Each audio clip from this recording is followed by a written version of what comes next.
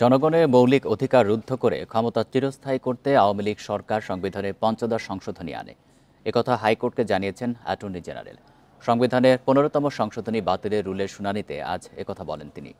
এ সময় আদালতে রাষ্ট্রপক্ষ আরও জানায়, শেখ মুজিবের অবদানকে কেউ অস্বীকার করে না, কিন্তু তাকে জাতির পিতা বলে সংবিধানে স্বীকৃতি দেয়া মূল সংবিধানের পরিপন্থী।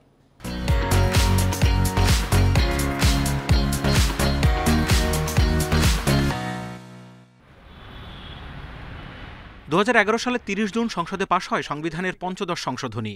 এতে বাতিল করা হয় তত্ত্বাবধায়ক সরকার ব্যবস্থা, জাতির পিতার স্বীকৃতি দেওয়া হয় শেখ মুজিবুর রহমানকে। এছাড়া অসাংবিধানিকভাবে রাষ্ট্রক্ষমতা দখল বন্ধে ব্যবস্থা সহ বেশ কয়েকটি বিষয় সংযুক্ত করা হয়। তবে এই সংশোধনীর বৈধতা চ্যালেঞ্জ করে সম্প্রতি দাখিল করা এক রিটের প্রেক্ষিতে রুল জারি করে হাইকোর্ট। রুলের উপর বিচারপতি ফারাহ মাহবুব ও দেবাশিস রায়ের বেঞ্চে চলে পঞ্চম দিনের শুনানি। এতে রাষ্ট্রপক্ষ জানায়, একটি দলের ক্ষমতা দীর্ঘস্থায়ী করতে এই সংশোধনীর মাধ্যমে গণতন্ত্র মুক্তিযুদ্ধের চেতনাকে ধ্বংস করা হয়েছে। 15th অ্যামেন্ডমেন্টের টোটাল স্কিমটাই হলো বাংলাদেশের গণতন্ত্র ধ্বংস করা, ফ্যাসিজমকে প্রলং করা, সুপ্রিমেসি অব দি কনস্টিটিউশন যেটা সেটাকে লঙ্ঘন করা।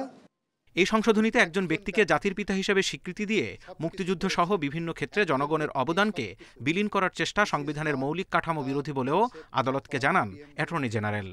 রাজনৈতিক নেতৃত্ব হিসাবে উনি অনেক উপরের মানুষ, কিন্তু একজন ব্যক্তি সব কিছু করেছেন, একজন ব্যক্তি সব কিছু। This is not the concept of our preamble of the constitution.